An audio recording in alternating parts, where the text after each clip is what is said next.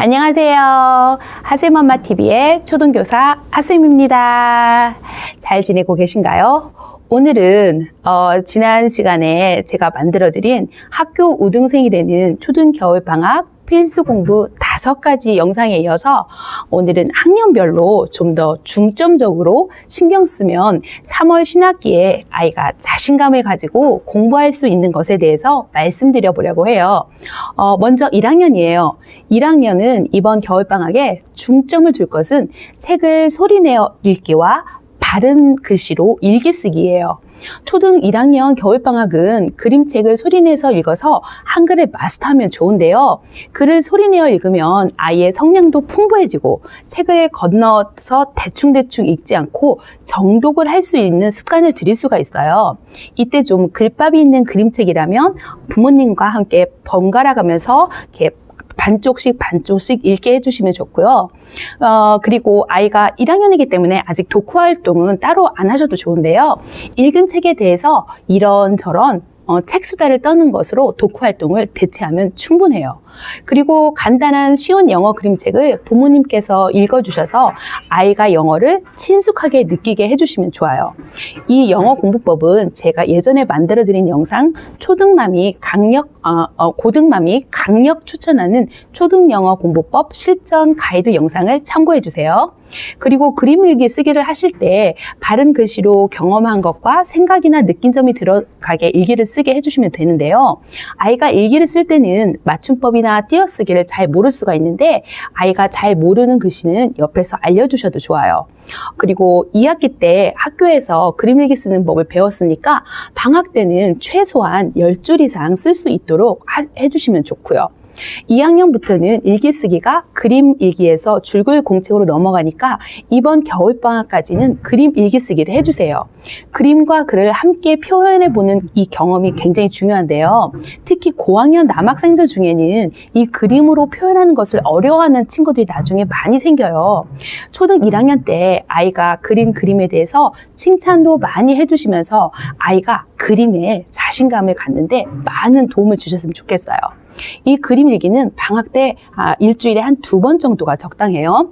이 그림 그리고 글쓰기를 좋아하는 여자친구들은 그림 일기 쓰기에 재미와 자신감이 생긴 아이는 매일 쓰고 싶어하는 여자친구들도 더러 생기거든요.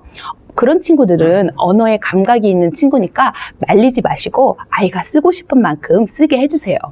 이때 글씨를 쓸 때 따로 글씨 연습을 시킬 필요 없이 바른 정자체로 뾰족한 연필로 힘을 주어서 정성껏 쓰게 해주시면 그림 일기 쓰기는 글쓰기 연습도 되고 바른 글씨 쓰기 연습도 되고 그림으로 표현하는 능력도 길러주는 일석삼조의 효과가 있어요.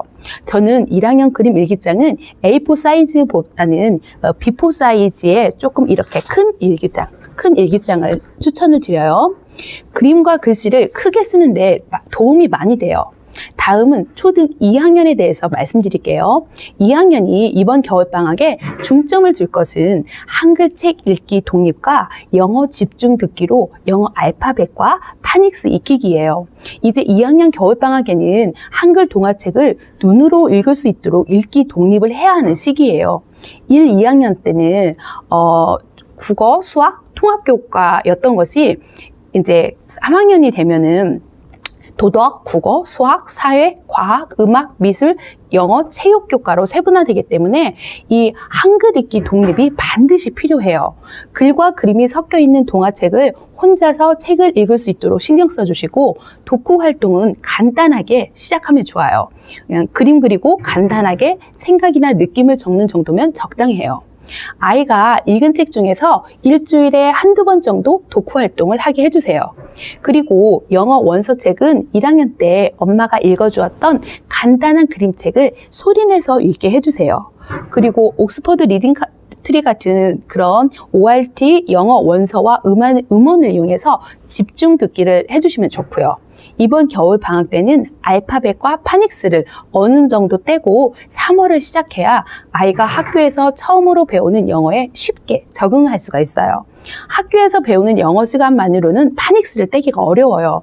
다음은 3학년에 대해서 말씀드려 보도록 할게요. 3학년이 이번 겨울방학에 중점을 둘 것은 4학년 사회에서 우리가 사는 도시에 대해서 배우는데, 서울에 사는 아이라면 가족과 함께 방학 때 서울 나들이를 가보는 것을 추천드려요. 교과서의 사진과 글로 감흥 없이 배우는 것보다는 직접 가본 곳에 가서 학교에서 배우면 훨씬 더 생생한 경험이 있어서 수업에 대한 몰입도가 높아지거든요. 경복궁, 덕수궁, 창덕궁, 종묘와 같은 궁궐과 서대문 형무소와 같은 역사적 현장을 가족과 함께 나들이를 다녀오면 사회 공부에 아이가 흥미를 갖게 될 거예요. 그리고 읽은 책 중에서 다양한 형식으로 독서력을 쓸 수 있으면 좋은데요. 책은 많이 읽되 읽은 책 중에서 방학 때 일주일에 한두 권 정도 마인드맵이나 만화 형식이나 줄거리와 느낌이나 퀴즈 형식, 주인공한테 편지 쓰는 형식 등 아이가 쓰고 싶어하는 형식으로 쓰게 해주시면 돼요. 방학 때 일기와 독서록을 이렇게 정성껏 쓰기만 해도 독서 논술학원은 따로 다닐 필요가 없어요. 3학년 겨울방학 때 영어는 리더스북 정도를 혼자 읽을 수 있으면 좋고요. 이제 4학년에 대해서 말씀드려 볼게요. 4학년이 이번 겨울방학에 중점으로 공부해야 될 것은 이제 3월에 5학년이 되면 5학년 2학기에 한국사를 배우기 시작하는데요. 한국사는 워낙 방대해서 5학년 여름방학에 한국사를 시작하려면 아이가 버거워해요. 한국사는 워낙 방대해서 5학년 여름방학에 한국사를 시작하기보다는 좀 일찍 만화책 같은 것을 통해서 한국사를 접하면 좋은데요. 5학년 사이는 선사시대부터 6.25 전쟁까지 다루고 있어요. 역사에 관심을 가질 수 있도록 만화책이라도 좋으니까 그 책 좀 읽게 해주세요. 그리고 국립중앙박물관에 체험학습 가시는 것을 추천을 드리는데요. 우리나라의 역사적 유물들을 직접 눈으로 볼 수 있기 때문에 아이들이 한국사에 흥미를 갖기 아주 좋아요. 하루에 다 보기에는 방대하니까 겨울방학에 한 번, 여름방학에 한 번 이렇게 나누어서 가보기를 추천드려요. 그리고 4학년은 3학년과 마찬가지로 읽은 책에 대해서 다양한 형식으로 일주일에 한두 권 정도 독서력을 쓸 수 있게 해주시면 되고요. 그리고 영어는 가볍게 어얼리 챕터북 정도를 읽을 수 있는 수준이면 돼요. 그리고 4학년 겨울방학 때는 한자 공부를 시작하면 좋아요. 8급 정도의 한자를 읽고 쓸 수 있도록 가볍게 하시면 좋은데요. 시중에 있는 교재를 사서 하루에 한 장씩 쓰게 하시면 돼요. 목표가 생기면 열심히 하게 되니까 급수를 따도 괜찮겠죠? 이제 5학년에 대해서 말씀드릴게요. 5학년은 이번 겨울방학에 중점적으로 둘 것은 5학년까지도 방학 동안 읽을 책 중에서 일주일에 독서록을 한두 편 정도 쓰게 해주세요. 이제 영어는 쉬운 챕터북 정도를 읽히시면 되고요. 그리고 6학년 1학기 한국사는 4.19 혁명부터 우리나라 근현대사를 배워요. 역사가 어려운 아이는 만화로 된 역사책으로라도 꼭 읽게 해주세요. 사실 한국사는 중학교에 가서도 고등 가서도 계속 배울 거기 때문에 아이가 초등 때는 한국사를 친숙하게 느끼기만 해도 성공입니다. 5학년 겨울방학에 한자는 한 7급 정도를 따주시면 좋은데요. 그리고 6학년은 예비 중1이라 제가 그 이전에 만들어 놓은 영상 고등맘이 추천하는 예비 중1 학습 5가지를 참고하시면 좋을 것 같아요. 자, 오늘의 내용을 한번 정리해 볼까요? 초등 1학년은 아이가 한글책을 소리내어 읽고 그림 일기를 쓰고 엄마가 영어 그림책을 읽어주게 중점을 둘 것.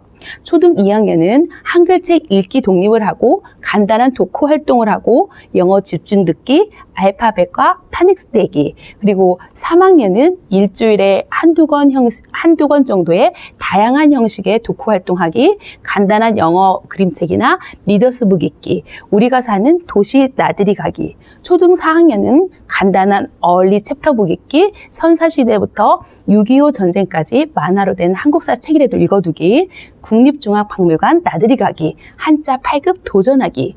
5학년은 챕터북 읽기, 4.19 혁명부터 근현대사까지 만화로 된 한국 책이라도 읽어두기, 한자 7급 도전하기입니다.